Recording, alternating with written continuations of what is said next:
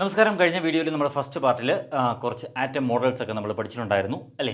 അപ്പോൾ നമ്മൾ തോംസൺസ് model of atom പഠിച്ചു, അതുപോലെ റിദർഫോർഡിൻ്റെ ഗോൾഡ് ഫോയിൽ എക്സ്പെരിമെൻറ്റ് പഠിച്ചു. ഗോൾഡ് ഫോയിൽ എക്സ്പെരിമെൻറ്റ് കഴിഞ്ഞതിന് ശേഷം നമ്മൾ റിദർഫോർഡിൻ്റെ ആറ്റം മോഡൽ പഠിച്ചു അല്ലേ? അപ്പോൾ ഇനി ഈ വീഡിയോയിൽ നമ്മൾ നോക്കാൻ പോകുന്നത് ആ ചാപ്റ്ററിൻ്റെ ബാക്കിയുള്ള ഭാഗമാണ്. ബാക്കിയുള്ള ഭാഗം എന്ന് പറയുമ്പോഴത്തേക്കും നമുക്ക് റിദർഫോർഡിൻ്റെ മോഡലിൽ ചില ഡ്രോബാക്സ് ഉണ്ടായിരുന്നു. കാരണം ഇലക്ട്രോൺസ് ഇങ്ങനെ കറങ്ങിക്കൊണ്ടിരിക്കുമ്പോൾ അതിൻ്റെ എനർജി അതിനെ നഷ്ടപ്പെടും.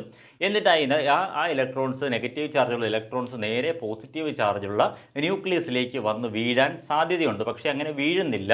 അതിൻ്റെ റീസൺ എന്താണെന്ന് എക്സ്പ്ലെയിൻ ചെയ്യാൻ വേണ്ടി റിദർഫോർഡിന് കഴിഞ്ഞില്ല. അതായിരുന്നു ആദ്യത്തെ റിദർഫോർഡിൻ്റെ മോഡൽ ഓഫ് ആറ്റത്തിലുണ്ടായിരുന്ന ഒരു ഡ്രോബാക്ക് അല്ലേ? അപ്പോൾ അതിനെ കൃത്യമായിട്ട് എക്സ്പ്ലെയിൻ ചെയ്ത ആളാണ് നീൽസ് ബോർ എന്ന് പറയുന്ന അടുത്ത സയൻറ്റിസ്റ്റ്. അതാണ് നമ്മൾ ബോർ മോഡൽ ഓഫ് ആറ്റത്തിൻ്റെ ബോർ മോഡൽ, ബോർ മാതൃക എന്നൊക്കെയുള്ള പേരിൽ നമ്മൾ പഠിക്കാൻ പോകുന്നത്. അപ്പോൾ ബോർ മോഡൽ ഓഫ് ആറ്റത്തിൽ നമുക്ക് എന്താണെന്ന് വെച്ച് കഴിഞ്ഞാൽ നീൽസ് ബോർ ഇത് കൃത്യമായിട്ട് തന്നെ എക്സ്പ്ലെയിൻ ചെയ്തു. എങ്ങനെയാണ് എക്സ്പ്ലെയിൻ ചെയ്തതെന്ന് വെച്ച് കഴിഞ്ഞാൽ അതിന് കുറച്ച് നമ്മുടെ ടെക്സ്റ്റ് ബുക്കിൽ കുറച്ച് ഡെഫിനേഷൻസ് മീൻസ് അതിന് കുറച്ച് പോസ്റ്റുലേറ്റ്സ് കൊടുത്തിട്ടുണ്ട്. അത് കൃത്യമായിട്ട് നിങ്ങൾ ഓർത്തിരിക്കണം. ഒന്നാമത് ഇലക്ട്രോൺസ് റിവോൾവ് വരുന്ന ന്യൂക്ലിയസ്. അപ്പോൾ റിദർഫോർഡ് പറഞ്ഞ അതേ രീതി തന്നെയാണ്. ഞാൻ എളുപ്പത്തിലങ്ങ് പറഞ്ഞുതരാം എന്താണെന്ന്.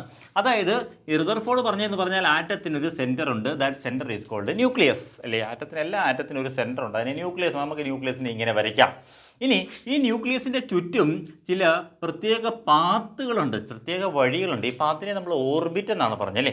അപ്പോൾ ഇത് ഇലക്ട്രോൺസ് ഈ ഓർബിറ്റിലാണ് ഇങ്ങനെ റൊട്ടേറ്റ് ചെയ്തുകൊണ്ടിരിക്കുന്നത്, കറങ്ങിക്കൊണ്ടിരിക്കുന്നത്. അപ്പോൾ നീൽസ് ബോർ ഇത് തന്നെയാണ് പറഞ്ഞത്. പക്ഷേ നീൽസ് ബോർ പറഞ്ഞത് ഇതിനെ ഒരു പേര് വിളിച്ചു, എനർജി ലെവൽസ് എന്ന് വിളിച്ചു. എന്താണ് എനർജി ലെവൽസ്? അതായത് ഈ ഒരു പാത്തിന് ഒരു പർട്ടിക്കുലർ എനർജി ഉണ്ടാവും. ഒരു ഇലക്ട്രോൺ ഇപ്പോൾ ഈ പാത്തിൽ കറങ്ങുമ്പോൾ അതിനൊരു പർട്ടിക്കുലർ എനർജി, അടുത്ത പാത്തിൽ കറങ്ങുമ്പോൾ മറ്റൊരു പർട്ടിക്കുലർ എനർജി. അങ്ങനെ ഓരോ ഷെല്ലിനും, അല്ലെങ്കിൽ ഷെല്ലെന്ന് പറയും കേട്ടോ, ഈ ഓർബിറ്റിനെ പറയുന്ന മറ്റൊരു പേരാണ് ഷെല്ല്. അതിനെ തന്നെ പറയുന്ന വേറൊരു പേരാണ് എനർജി ലെവൽസ് എന്നൊക്കെ പറയും. ഓക്കെ, എന്തായാലും ഈ ഓരോ ഷെല്ലിനും ഓരോ പർട്ടിക്കുലർ എനർജി ഉണ്ട് എന്ന് ആര് പറഞ്ഞു? നീൽസ് ബോർ പറഞ്ഞു. ഈ ഒരു ഇലക്ട്രോൺ ഒരു പർട്ടിക്കുലർ എനർജി ലെവലിൽ കറങ്ങുമ്പോൾ അതിൻ്റെ എനർജി സ്റ്റേഷനറി ആയിരിക്കും, സെയിം ആയിരിക്കും. അതായത് ഈ ഷെല്ലുകൾ നമുക്ക് മെയിനായിട്ടും 4 ഷെല്ലുകളാണ് നമുക്ക് പഠിക്കാനുള്ളത്. KLMN എന്നിങ്ങനെ 4 ഷെല്ലുകൾ നമുക്ക് പഠിക്കാനുണ്ട്. KLMNO അങ്ങനെ പോകും. അല്ലെങ്കിൽ അതിൻ്റെ നമ്പർ ഇടുകയാണെന്നുണ്ടെങ്കിൽ 1 2 3 4 എന്നിങ്ങനെ നമ്പർ പോകും. 1 2 3 4 5 അങ്ങനെ പോകും. അതായത് കെ ഷെല്ലിൻ്റെ കറസ്പോണ്ടിങ് ആയിട്ടുള്ള നമ്പർ 1 ആണ്, എല്ലിന് 2, അതുപോലെ എമ്മിന് 3 അങ്ങനെ പോകും. അപ്പോൾ ഇതാണ് നമ്മുടെ ഷെൽ എന്ന് പറയുന്ന കൺസെപ്റ്റ്. ഷെൽ എന്ന് പറഞ്ഞാൽ നമ്മുടെ ഇലക്ട്രോൺസ് കറങ്ങിക്കൊണ്ടിരിക്കുന്ന ആ പാത്ത്, അല്ലെങ്കിൽ ഓർബിറ്റ്, അല്ലെങ്കിൽ അതിനെ പറയുന്ന പേര് എനർജി ലെവൽ, അല്ലെങ്കിൽ അതിനെ പറയുന്ന പേര് സ്റ്റേഷനറി എനർജി ലെവൽ. ഇതെല്ലാം സെയിം തന്നെയാണ്. അപ്പോൾ ഇങ്ങനെ ഷെല്ലുകളിലാണ് ഇലക്ട്രോൺ കറങ്ങിക്കൊണ്ടിരിക്കുന്നത്. പിന്നെയോ നടുക്കുള്ള ന്യൂക്ലിയസിലാണ് എന്തൊക്കെ കാണുന്നത്? പ്രോട്ടോണും ന്യൂട്രോണും കാണുന്നത്. ഇത് നമ്മുടെ നീൽസ് ബോർ കൃത്യമായിട്ട് എക്സ്പ്ലെയിൻ. അപ്പോൾ ഈ ഒരു പർട്ടിക്കുലർ എനർജി ഉള്ള ഷെല്ലിൽ ഇങ്ങനെ കറങ്ങിക്കൊണ്ടിരിക്കുമ്പോൾ ആ എനർജി ആ ഇലക്ട്രോണിൻ്റെ എനർജി നഷ്ടപ്പെടുന്നില്ല. അത് സ്റ്റേഷനറി ആയിട്ട് തന്നെ ഉണ്ടാവും. ഇനി അതിൻ്റെ പേരുകൾ നമ്മൾ വിളിച്ചു KLMN. അപ്പോൾ ഇങ്ങനെ ഓരോ ഷെല്ലിനകത്തും അറേഞ്ച് ചെയ്യുന്ന ഒരു particular number of electron arrange ചെയ്ത് വെച്ചിട്ടുണ്ട്. ഇലക്ട്രോൺസ് ആണ് ഇങ്ങനെ കറങ്ങിക്കൊണ്ടിരിക്കുന്നത്. ഫസ്റ്റ് ഷെല്ല് 2 ഇലക്ട്രോൺ ഇങ്ങനെ കറങ്ങിക്കൊണ്ടിരിക്കും. അടുത്ത ഷെല്ല് വേറെ ഏതെങ്കിലുമൊക്കെ നമ്പർ ഓഫ് ഇലക്ട്രോൺസ് ഇങ്ങനെ കറങ്ങിക്കൊണ്ടിരിക്കും. ഇതുപോലെ ഒരു ആറ്റത്തിനകത്ത് ന്യൂക്ലിയസിന് ചുറ്റും ഇലക്ട്രോൺസ് ഇങ്ങനെ കറങ്ങിക്കൊണ്ടേയിരിക്കും. ഇതാണ് ആര് പറഞ്ഞത്? നീൽസ് ബോർ എക്സ്പ്ലെയിൻ ചെയ്തത്. ഓക്കെ, ഷെൽ എന്താണ് നമ്മൾ പറഞ്ഞു? ഷെല്ലിനെ KLMN എന്നിങ്ങനെ 4 ഷെല്ലുകളാണ് നമുക്ക് പഠിക്കാനുള്ളത്. നടുക്ക് ന്യൂക്ലിയസ് ഉണ്ട്. അപ്പോൾ നമുക്ക് അറിഞ്ഞിരിക്കേണ്ട കാര്യം, ഇതിൽ ഒരു ആറ്റത്തിലെ പ്രോട്ടോണിൻ്റെ പൊസിഷൻ, പ്രോട്ടോണിൻ്റെ ചാർജ് പോസിറ്റീവ് ചാർജ് ആണെന്ന് നമുക്കറിയാം. ഈ പ്രോട്ടോൺ എവിടെയാണ് കാണുന്നത്? പ്രോട്ടോൺ കാണുന്നത് നമ്മുടെ ന്യൂക്ലിയസിലാണ്. ന്യൂട്രോൺ കാണുന്നതും എവിടെ തന്നെയാണ്? ന്യൂക്ലിയസിലാണ്. ഇലക്ട്രോൺ കാണുന്നത് ഓർബിറ്റിലാണ്. ഇലക്ട്രോൺ ഓർബിറ്റിൽ ഈ ന്യൂക്ലിയസിന് ചുറ്റും ഇങ്ങനെ കറങ്ങിക്കൊണ്ടേയിരിക്കുകയാണ്. ക്ലിയറായോ? അപ്പോൾ ഇതാണ് ഒരു ആറ്റത്തിൻ്റെ സ്ട്രക്ചർ, ആറ്റത്തിൻ്റെ ബോർ മോഡൽ. ഇങ്ങനെ നമുക്ക് എക്സ്പ്ലെയിൻ ചെയ്യാൻ പറ്റും. ബോർ മോഡൽ ഓഫ് ആറ്റം എന്ന് പറയുന്നത് ഇതാണ്. ഓക്കെ, ഇനി നമുക്ക് ഈ ബോർ മോഡൽ കാണാതെ പഠിക്കാനുള്ള സെക്ഷൻ എല്ലാം കഴിഞ്ഞു.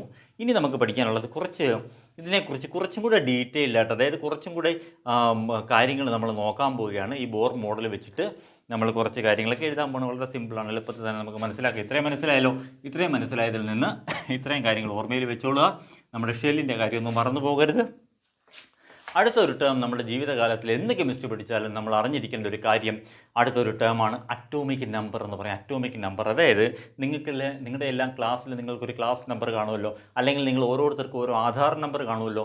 ഈ ആധാർ നമ്പറുള്ള ആളുകളുടെ ഒരാൾക്ക് ഒരു ആധാർ നമ്പർ അല്ലെങ്കിൽ ഒരാൾക്ക് ഒരു ക്ലാസ് നമ്പർ അങ്ങനെയല്ലേ തരുന്നത്? നിങ്ങളുടെ ക്ലാസ്സിൽ ഒരേ ക്ലാസ് നമ്പറിൽ 2 പേര് കാണുമോ? ഇല്ലല്ലോ. നമ്മളെ ഐഡൻറ്റിഫൈ ചെയ്യാൻ വേണ്ടിയിട്ടുള്ള ഒരു നമ്പറാണ് നമ്മുടെ ക്ലാസ് നമ്പർ അല്ലെങ്കിൽ നമ്മുടെ ഐഡൻറ്റിഫിക്കേഷൻ നമ്പർ എന്നൊക്കെ പറയുന്നത്, അല്ലേ? അപ്പോൾ ഇതുപോലെ നമ്മുടെ എലമെൻസിനെ ഐഡൻറ്റിഫൈ ചെയ്യാൻ ഒരു നമ്പറുണ്ട്. എത്ര എലമെൻറ്റ്സ് ഉണ്ടായിരുന്നു?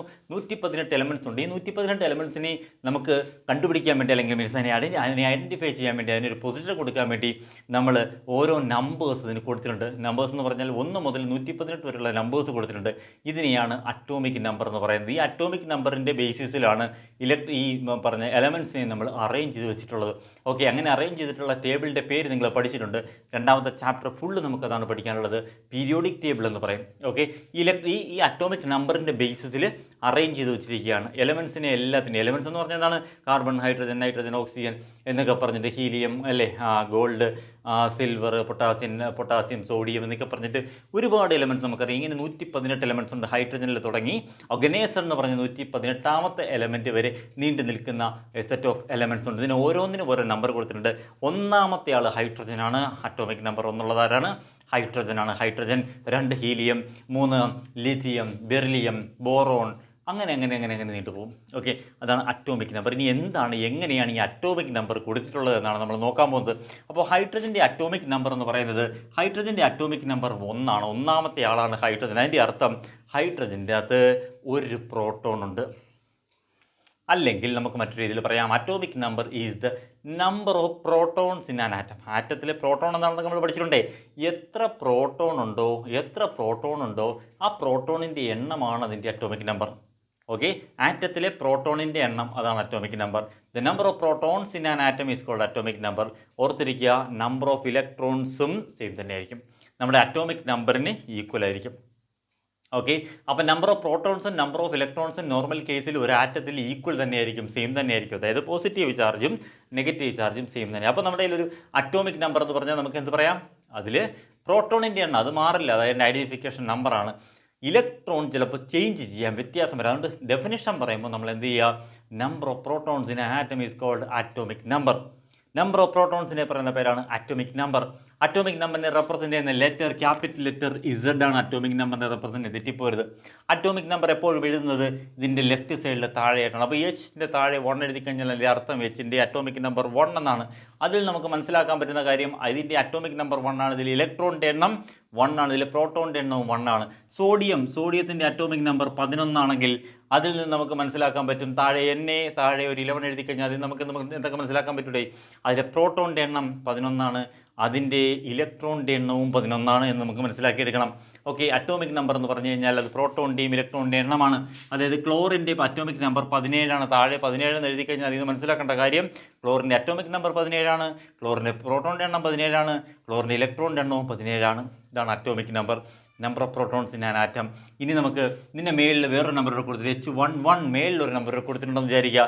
ഈ മേളിൽ കൊടുത്തിട്ടുള്ള നമ്പറാണ് മാസ് നമ്പർ. എന്താണ് മാസ് നമ്പർ? മാസ് നമ്പർ എന്ന് പറഞ്ഞാൽ ഒരു ആറ്റത്തിനകത്തുള്ള പ്രോട്ടോണിൻ്റെയും ന്യൂട്രോണിൻ്റെയും കൂടെ എണ്ണമാണ്. അപ്പോൾ പ്രോട്ടോണിൻ്റെയും ന്യൂട്രോണിൻ്റെയും കൂടെ എണ്ണമാണ് ഈ കൊടുത്തിട്ടുള്ള മാസ് നമ്പർ. പ്രോട്ടോണിൻ്റെയും number of protons plus number of neutrons, അതാണിത് മാസ് നമ്പർ എന്ന് പറയുന്നത്. അപ്പോൾ അറ്റോമിക് നമ്പറും മാസ് നമ്പർ തമ്മിലുള്ള ഡിഫറൻസ് ഇപ്പോൾ മനസ്സിലായി കാണും. Atomic number is the number of protons in an atom. Mass number is the sum of protons and neutrons in an atom. ഒരു ആറ്റത്തിലെ പ്രോട്ടോണിൻ്റെയും ന്യൂട്രോണിൻ്റെയും എണ്ണത്തിൻ്റെ ആകത്തുക അല്ലെങ്കിൽ സമ്മിനെ പറയുന്ന പേരാണ് എന്ത്? Mass number. അപ്പോൾ നമുക്ക് ഒരു കാര്യങ്ങൾ ഓർത്തിരിക്കുക. അപ്പം നമുക്ക് അറ്റോമിക് നമ്പർ തന്നു കഴിഞ്ഞാൽ അതിൽ നിന്ന് പ്രോട്ടോണിൻ്റെ എണ്ണം കണ്ടുപിടിക്കാൻ അറിയാം, ഇലക്ട്രോണിൻ്റെ എണ്ണം കണ്ടുപിടിക്കാൻ അറിയാം, അല്ലേ? രണ്ടും അറ്റോമിക് നമ്പർ തന്നെ എഴുതിയാൽ മതി. ഇനി ന്യൂട്രോണിൻ്റെ എണ്ണം ഒരു കണികകളുണ്ടല്ലോ, ന്യൂട്രോണിൻ്റെ എണ്ണം കണ്ടുപിടിക്കാൻ എന്ത് ചെയ്യുന്നു വെച്ചാൽ ഈ Z മൈനസ് അല്ലെങ്കിൽ mass number minus atomic number അങ്ങ് ചെയ്താൽ മതി. മാസ് നമ്പറിൽ നിന്ന് മേലത്തെ നമ്പറിൽ നിന്ന് താഴത്തെ നമ്പർ സബ്ട്രാക്ട് ചെയ്യുക. മാസ് നമ്പറിനെ നമ്മൾ റെപ്രസെൻറ്റ് A കൊണ്ടാണ്. അപ്പോൾ A മൈനസ് Z എന്നും പറയാം. A മൈനസ് Z, അതായത് വളരെ സിമ്പിളായിട്ട് നിങ്ങൾ ആലോചിച്ച് നോക്കുക. മേളിലത്തെ നമ്പറിൽ നിന്ന് താഴത്തെ നമ്പർ നിങ്ങൾ സബ്ട്രാക്ട് ചെയ്താൽ മതി. ഫോർ എക്സാമ്പിൾ ഇതാ ഇവിടെ ക്ലോറിൻ 1734 എന്നാണ് തന്നിരിക്കുന്നതെങ്കിൽ ഇതിൻ്റെ അറ്റോമിക് നമ്പർ 17 ആണ്, ഇതിൻ്റെ മാസ് നമ്പർ 34 ആണ്. തെറ്റിപ്പോരുത്, അറ്റോമിക് നമ്പർ 17 ആണ്, മാസ് നമ്പർ 34 ആണ്. പിന്നെയോ ഇതിൻ്റെ നമ്പർ ഓഫ് പ്രോട്ടോണിൻ്റെ എണ്ണം 17 ആണ്, ഇലക്ട്രോണിൻ്റെ എണ്ണം 17 ആണ്. ന്യൂട്രോണിൻ്റെ എണ്ണം കണ്ടുപിടിക്കാൻ എന്ത് ചെയ്താൽ മതി? ഈ 34 നിന്ന് 17 സബ്ട്രാക്ട് ചെയ്ത് നോക്കുക, അതും 17 തന്നെ കിട്ടും. ഇങ്ങനെയാണ് നമ്മൾ number of protons, neutrons, electrons in an atom കണ്ടുപിടിക്കുന്നത്. ആറ്റോമിക് നമ്പർ, മാസ് നമ്പർ, ഇത്രയും കാര്യങ്ങൾ നമുക്ക് കണ്ടുപിടിക്കാൻ പറ്റും. മനസ്സിലായോ? ആറ്റോമിക് നമ്പർ എന്താണ്? Atomic number is a number of protons in an atom. Mass number is a number of protons plus neutrons in an atom. Atomic നമ്പറിനെ താഴെ എഴുതും, ലെഫ്റ്റ് സൈഡിൽ എഴുതും, ഇസഡ് ആണ് അതിൻ്റെ ലെറ്റർ. മാസ് നമ്പറിനെ മേളിൽ എഴുതും, ലെഫ്റ്റ് സൈഡിൽ എഴുതും, എ ആണ് അതിൻ്റെ ലെറ്റർ.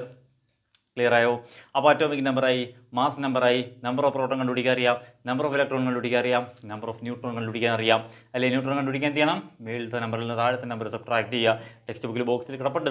ഓക്കെ, ഇതിൻ്റെ ഡെഫിനേഷൻ വളരെ സിമ്പിളാണ്, വളരെ ഈസിയാണ്, വളരെ ഈസിയായിട്ട് മാർക്ക് മേടിക്കാവുന്ന ഒരു സെക്ഷനുമാണ് ഈ അറ്റോമിക് നമ്പർ, മാസ് നമ്പർ കണ്ടുപിടിക്കാനും number of protons, electrons, neutrons ഒക്കെ എഴുതാനും വേണ്ടിയിട്ടുള്ളത്. ഓക്കെ, ക്ലിയർ ആയോ? അപ്പോൾ ഇതാണ് രണ്ടാമത്തെ പാർട്ടിൽ നമ്മൾ പഠിക്കുന്നത്. ഈ വീഡിയോയുടെ രണ്ടാമത്തെ പാർട്ടിൽ അറ്റോമിക് നമ്പർ അതുപോലെ മാസ് നമ്പർ ഈ 2 ടേംസ് പഠിച്ചു. ഈ 2 ടേംസ് നിങ്ങൾക്ക് നന്നായിട്ട് മനസ്സിലായി എന്ന് വിചാരിക്കുന്നു. ഒരു വീഡിയോയും കൂടെ നമുക്ക് വേണം. അതിൽ നമുക്ക് ബാക്കി ഈ ബോർ മോഡൽ എങ്ങനെ വരയ്ക്കാം, ഇലക്ട്രോണിക് കോൺഫിഗറേഷൻ ഏറ്റവും ഇമ്പോർട്ടൻ്റ് ആയിട്ടുള്ള സെക്ഷനാണ്. അത് നമുക്ക് അടുത്ത വീഡിയോയിൽ നോക്കാം. ഓക്കെ.